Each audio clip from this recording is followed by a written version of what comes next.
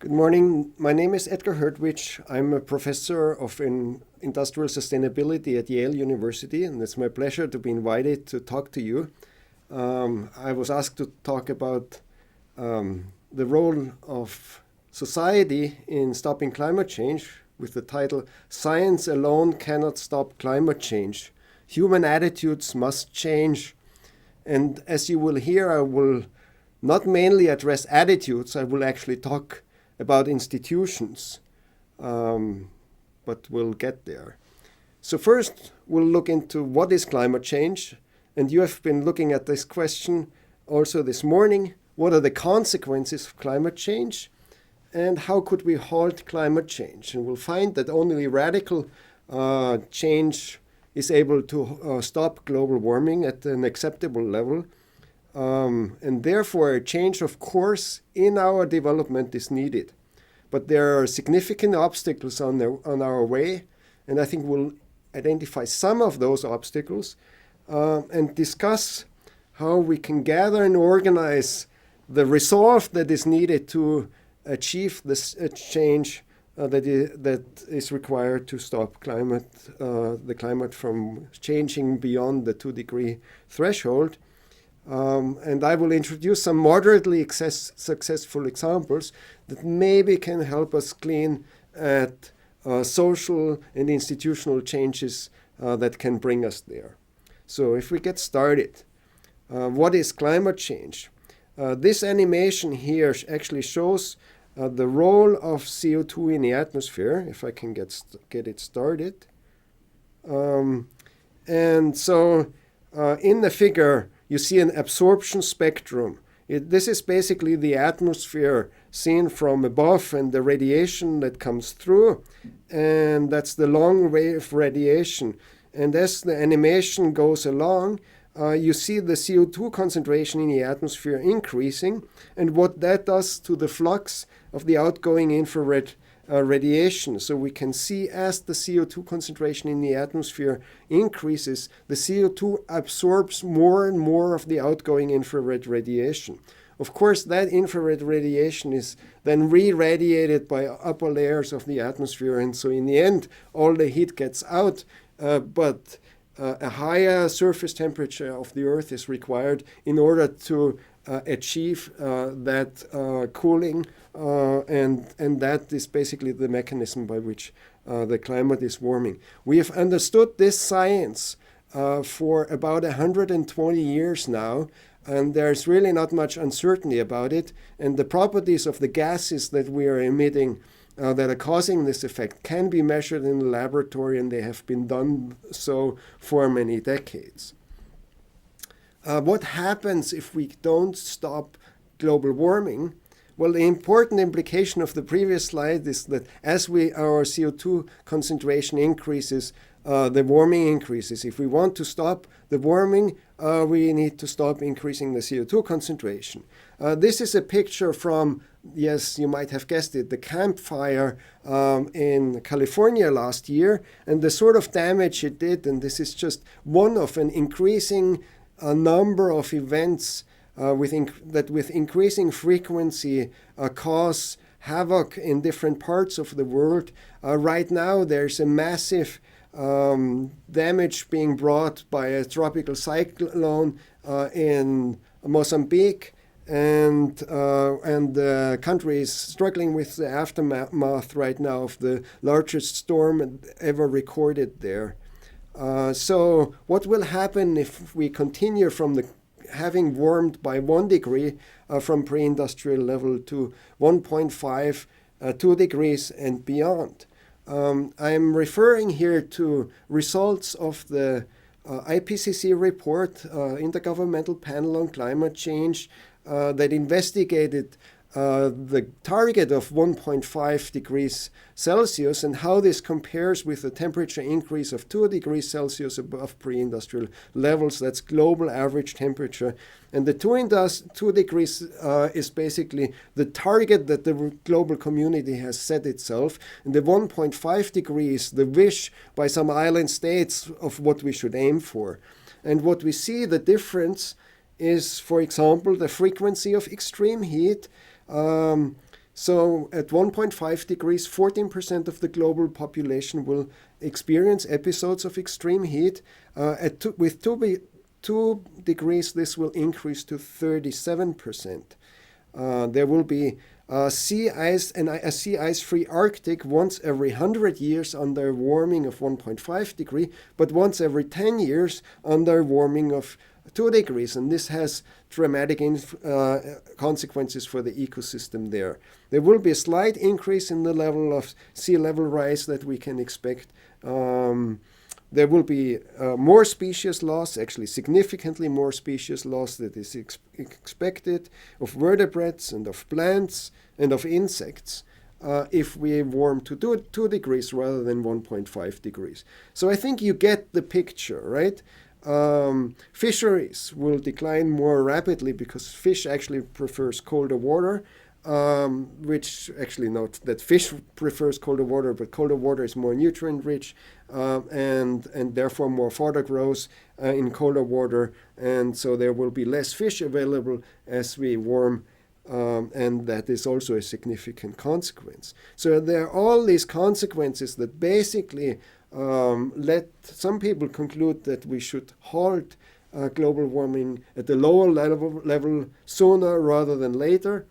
And so, well, I have worked as part of the Intergovernmental Panel on Climate Change. Given my background in physics and engineering and as an industrial ecologist, I have contributed to the third working group that addresses the mitigation of climate change. Specifically, I was a lead author of the energy chapter in the last assessment report.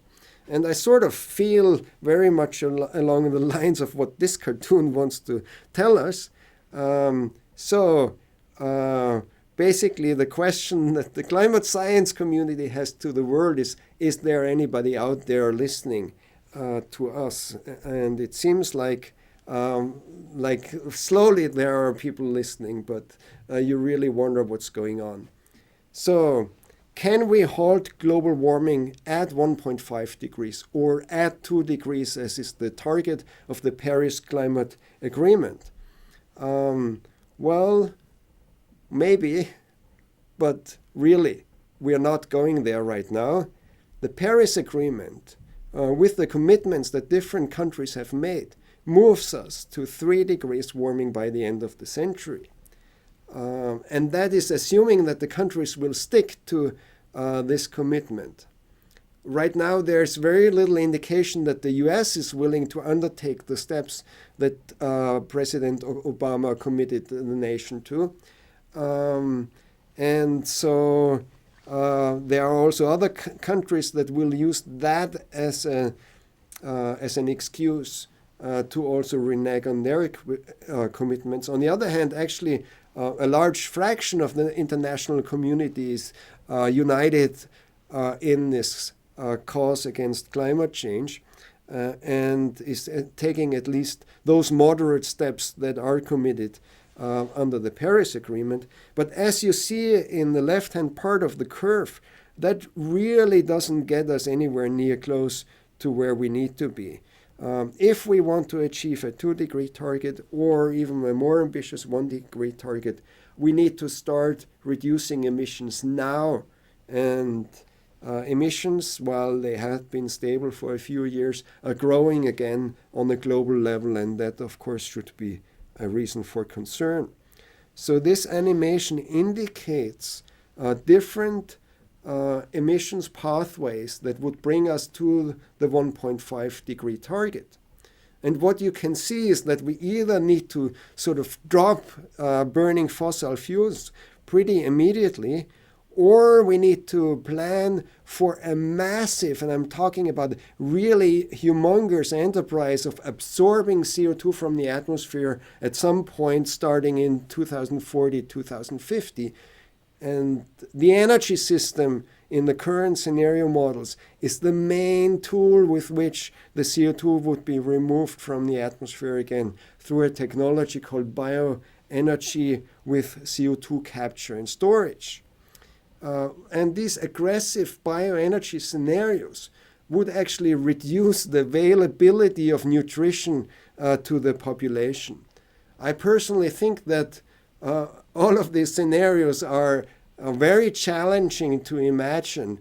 It is very challenging to imagine the sort of large scale and rapid transformation of the energy system. But it is just as hard to imagine that we would marshal the resources that are needed to remove CO2 from the atmosphere at any significant scale.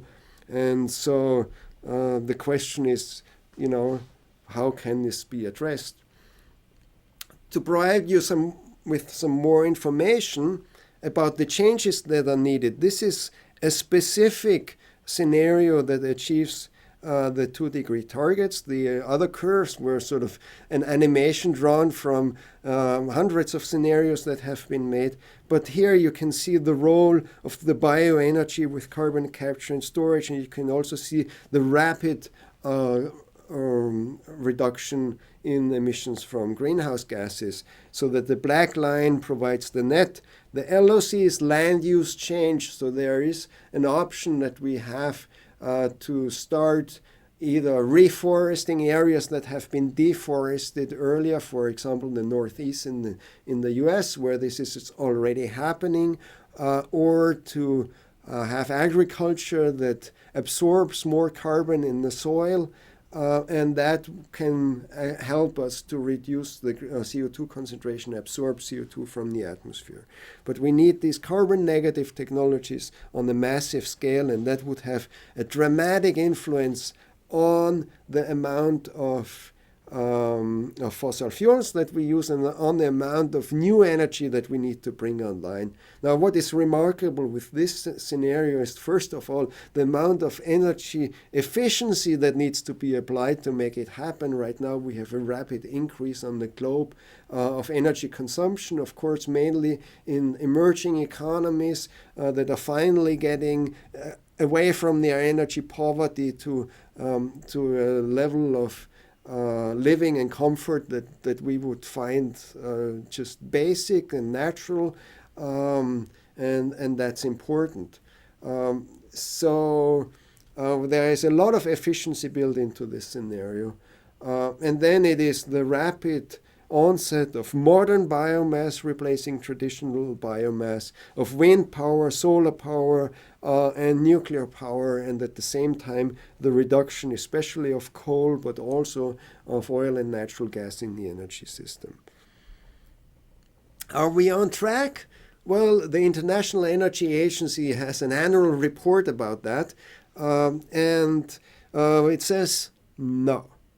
They were on track in 3 areas: electric vehicles, solar, PV, and onshore wind, and energy storage. These are areas that have seen tremendous success in the last decades. But there are many areas in which we also need to act, where there's moderate progress or where there's very little success or activity at all. For example, in this important area of CO2 capture and storage, this is something that is actually very expensive to do, but most of the scenarios cannot do without it.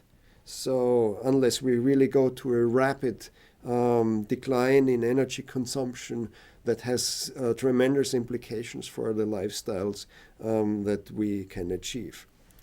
The problem is that while we are talking about climate change and the technologies that are needed and the policies that are needed, and is there enough political will, our developments are really going in the wrong direction. Now, this is a new airport terminal, and this happens to be the Oslo airport where I fly through quite frequently. But there are so many new airport terminals. Beijing is opening the largest airport in the world. Istanbul has just opened a new large airport with that will in the end have 6 runways. And so this is just one example of things where we don't know how to decarbonize aviation. We cannot have an exponential growth of the amount of air miles driven and at the same time fight climate change. It just doesn't work. There are other developments that are incompatible. It is the way and the speed with which development proceeds. So here, this is a picture from in China, from Tianjin, and you can see all these towers that have come up where people live in these large 40-story buildings. Well, there's nothing wrong with these buildings per se, but the average building lifetime in China is 23 years, and we just cannot afford to build new buildings at that rapid pace. This is one of the areas that I'm working on right now. So why is this happening? And what can we do about it?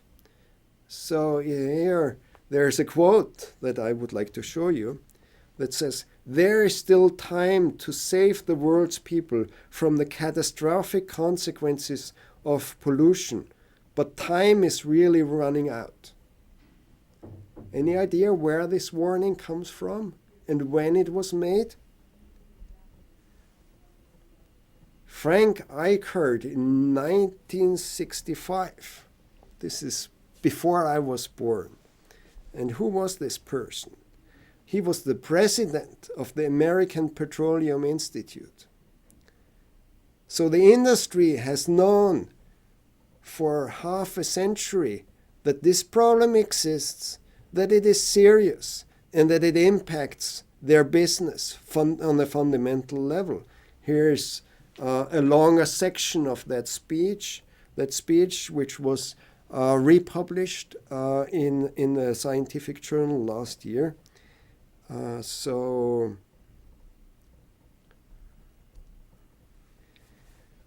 if we have known for this for a long time, why haven't we started pursuing mitigation pathways?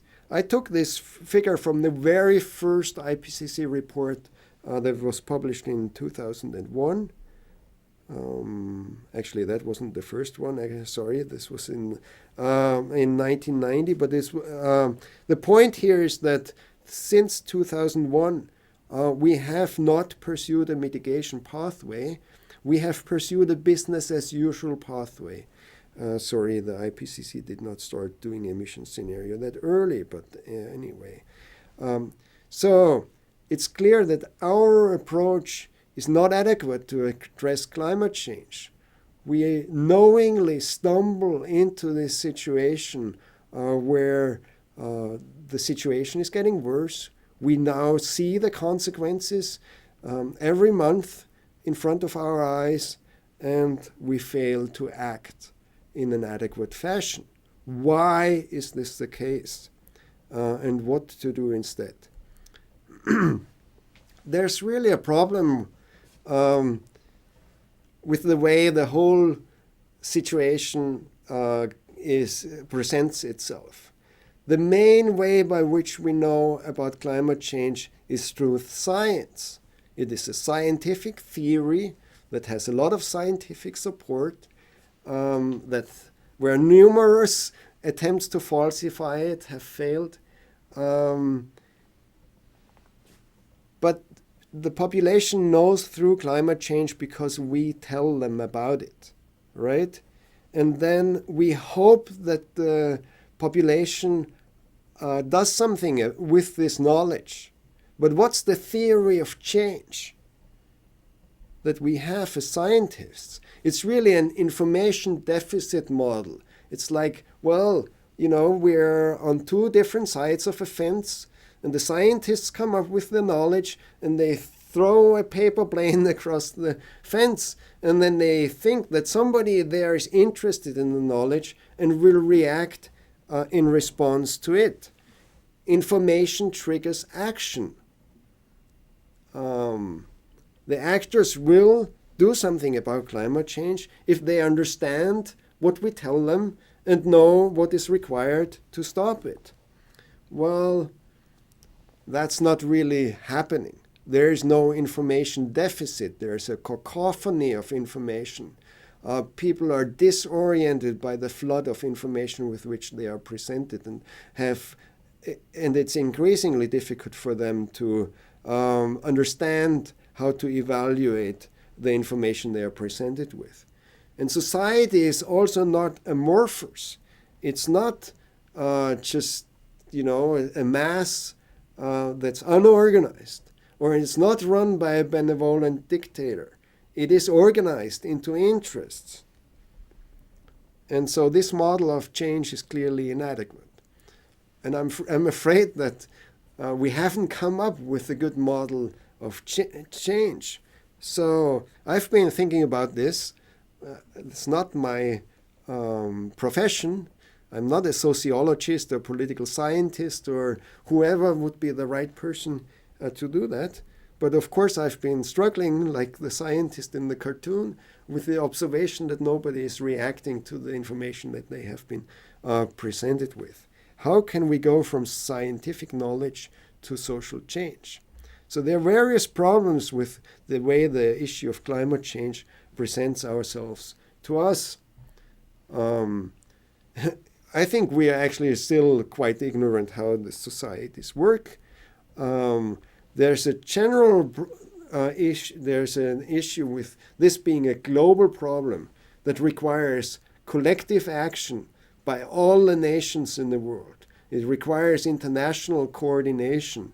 And so how do you achieve that? Do we have mechanisms by which this collective action can be initiated and sustained?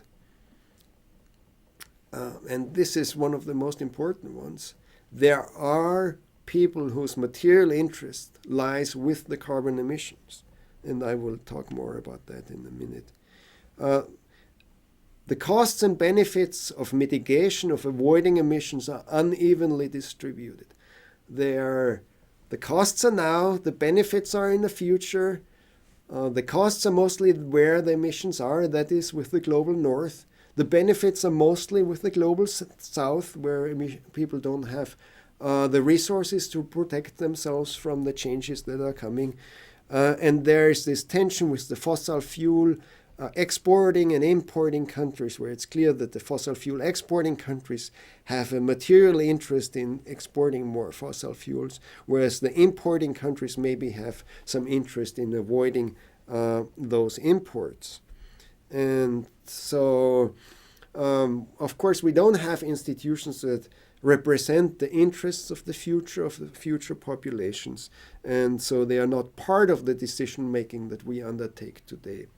And then finally, I think these non-governmental organizations and environmental groups increasingly mimic scientists, experts, rather than mobilizing political will. And that's also an issue that I think is important. So now let's talk about the interests for a moment.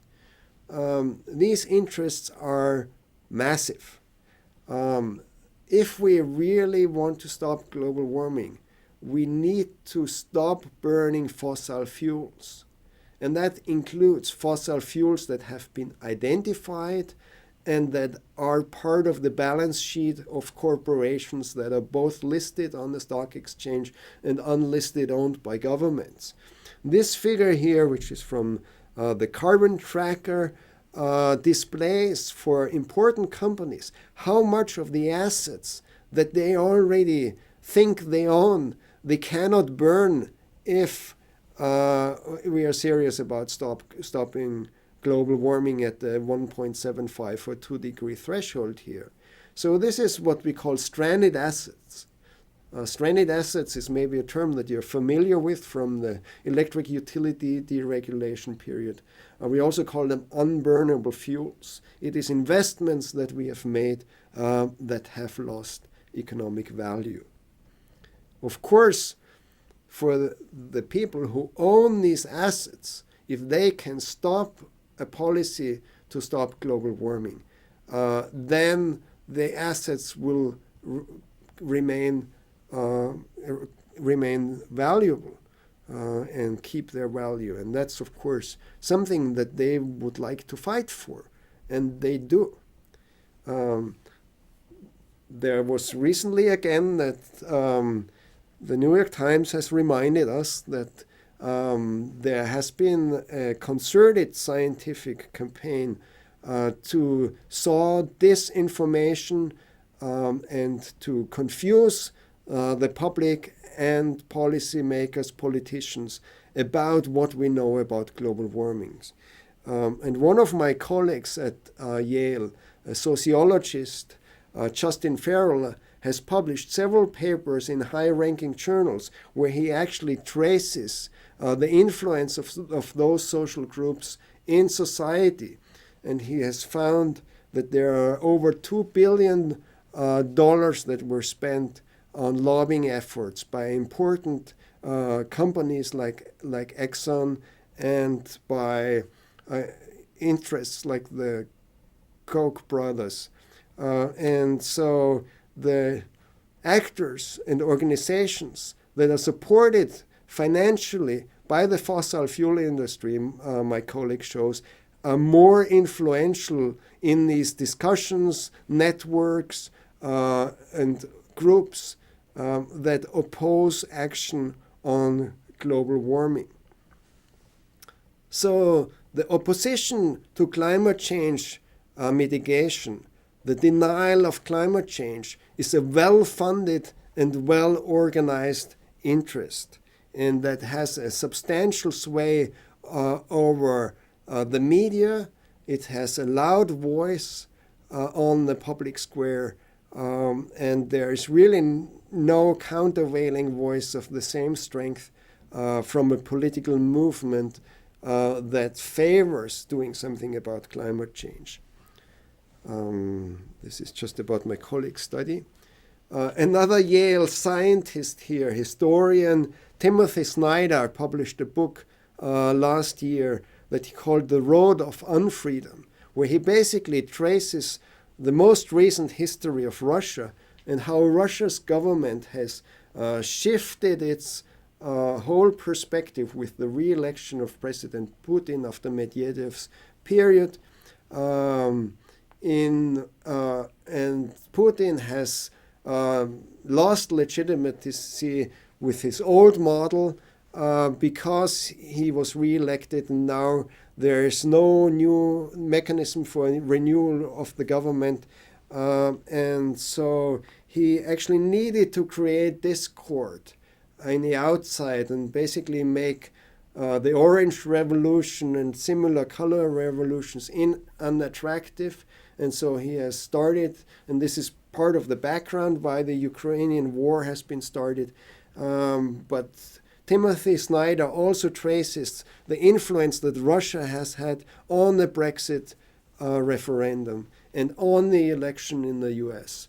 And it's quite impressive to which degree the changes happened in Russia.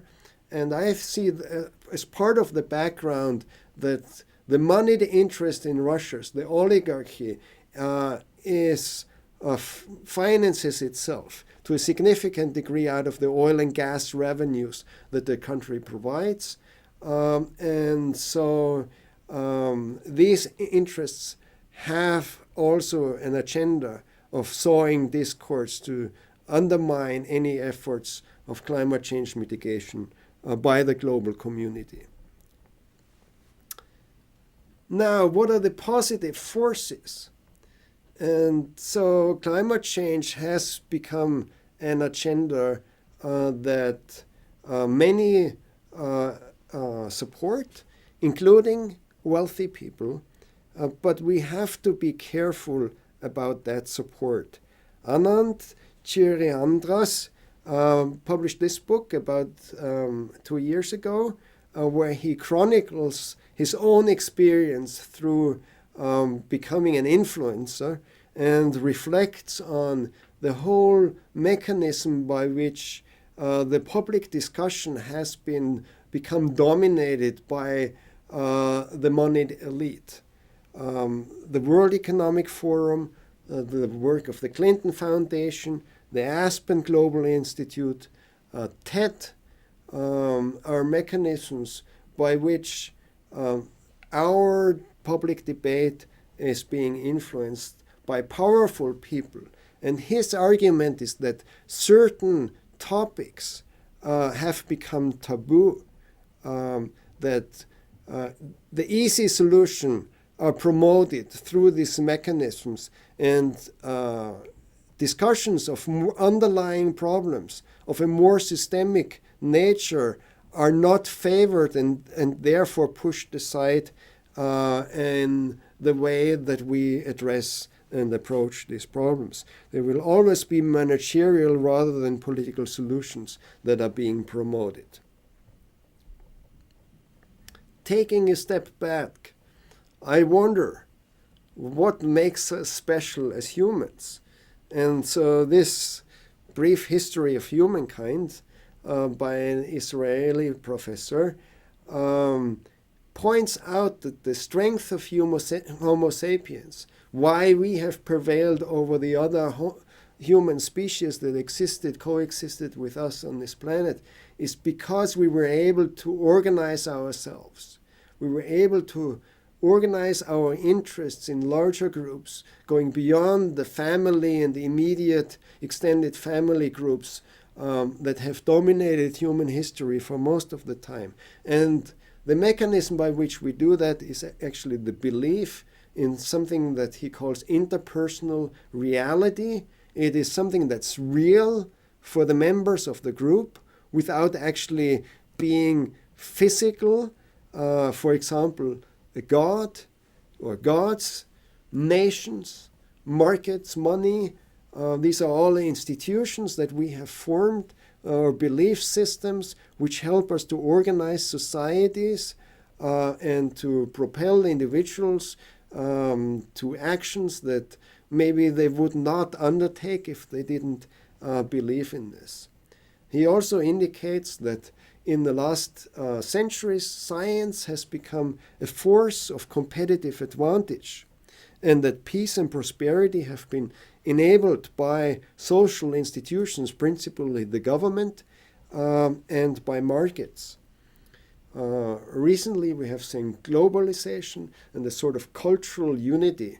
There is actually only one cultural space in the world, and whatever happens in China influences us, and we influence what happens in China. And so we have developed a shared history, a shared story of humankind. Well, if that's the case, that should actually help us to stop global warming. It points us to the existence of already a shared culture that would make it would enable us to organize ourselves and to do something collective, to overcome this collective action problem. However, what are the institutions that we have to stop greenhouse gas emissions? Can we shift course, given that our institutions currently promote growth, subsidize airplanes, protect oil markets, and things like that?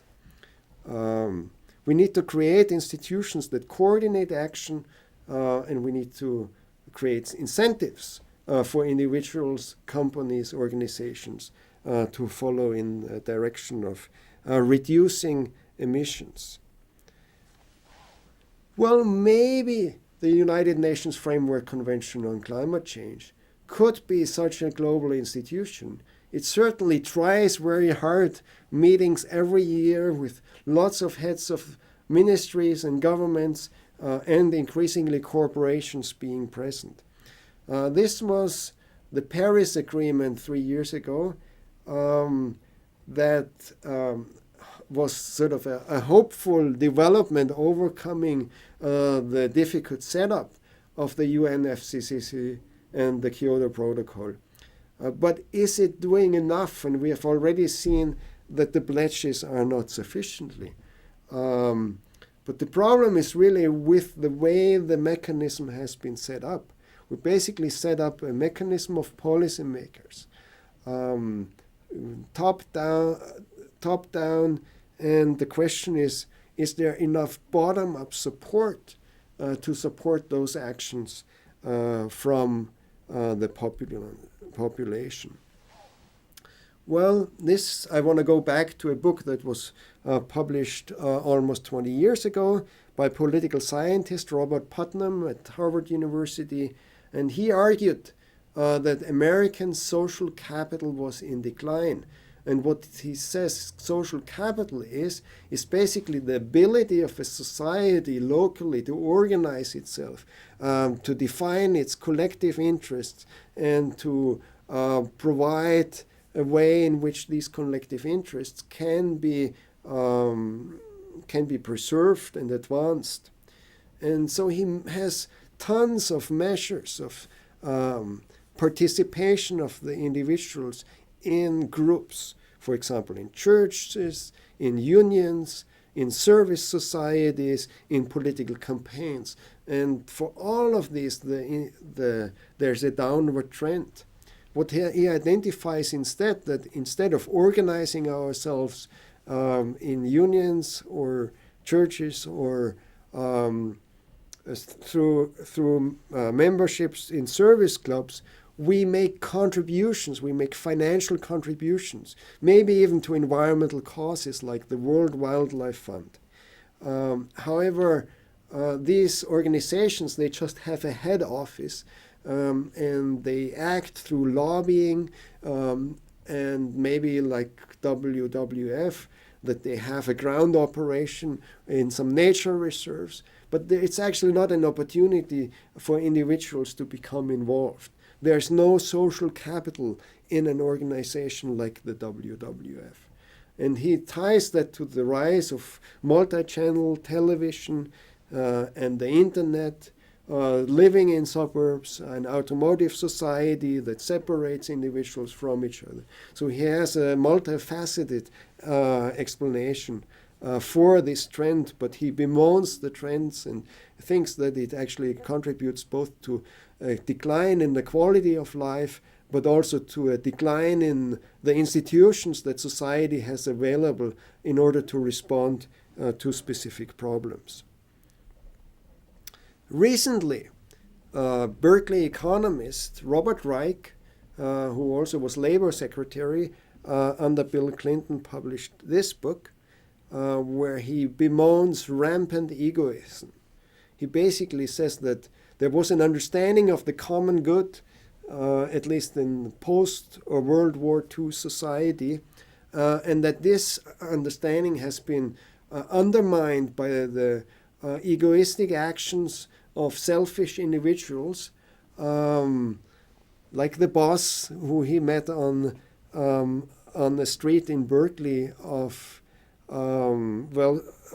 Wells Fargo, a bank that sold people fake bank accounts and made them sign insurances that they never needed.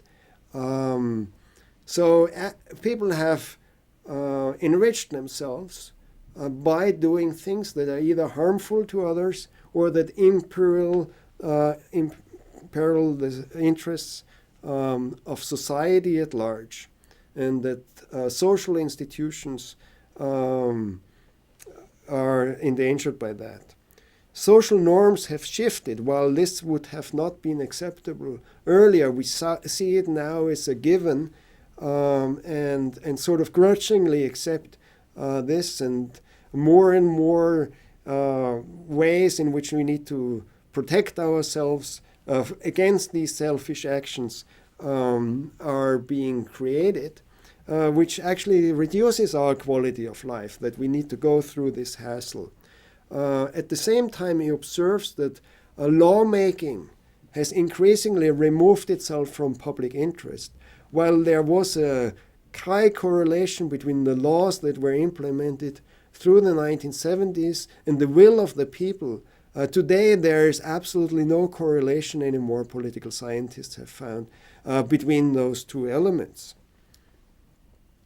So he argues that we need to rediscover the common good. We need to work for the common good. And I wonder how we will do this. And I think that social institutions are needed for that. So what's the way out? For me, it's clear that society needs to change. This is not just a technical problem. Yes, it's a technical problem. I've done research on this. there are solutions, and we need to employ those technical solutions. But we will not employ those technical solutions to climate change without having a political, a social, and a cultural change. We need to provide a narrative.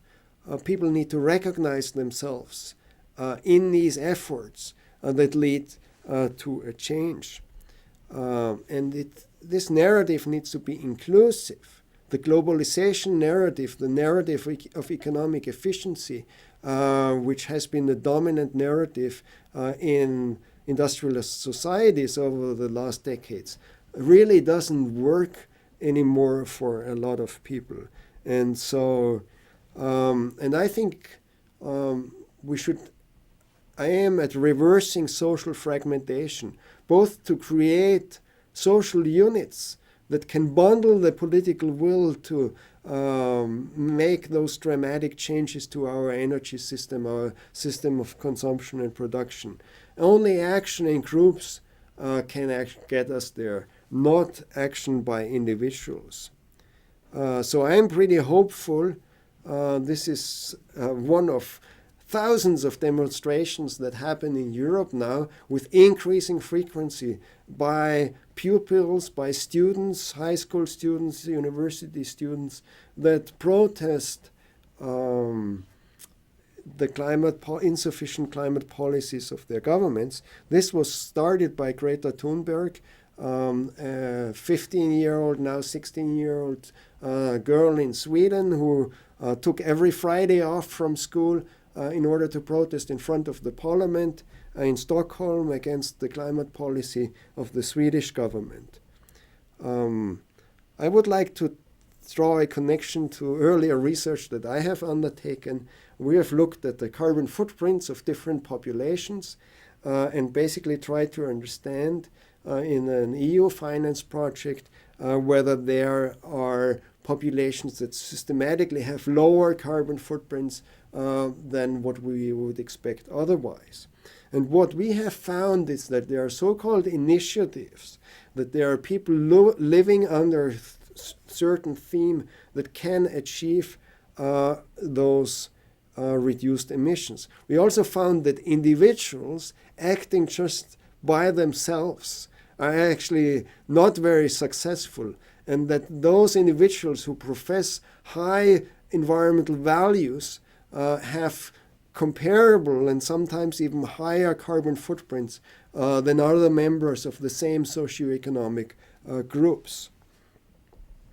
And so we think, out of this research, I think that thinking to act in groups and forming groups with the intent to act on this issue is going to be a very important element in any political movement, in any cultural, social change that we need to achieve in order to prevent the temperatures from rising beyond 2 degrees. We need to be able to influence social norms. This is just the figure from our paper where we document that these lifestyle initiatives have systematically lower carbon footprints in specific final demand categories, in specific consumption categories, than other populations that we used as control groups. So I think it's important that we create these self-reinforcing mechanisms. It's important that we have tools to measure carbon footprints. We have done that. It's important that we have technological alternatives that people can adopt. But it's also important that there's a story of how the society as a whole needs to change, that these groups can act to help society in the stage where we are now.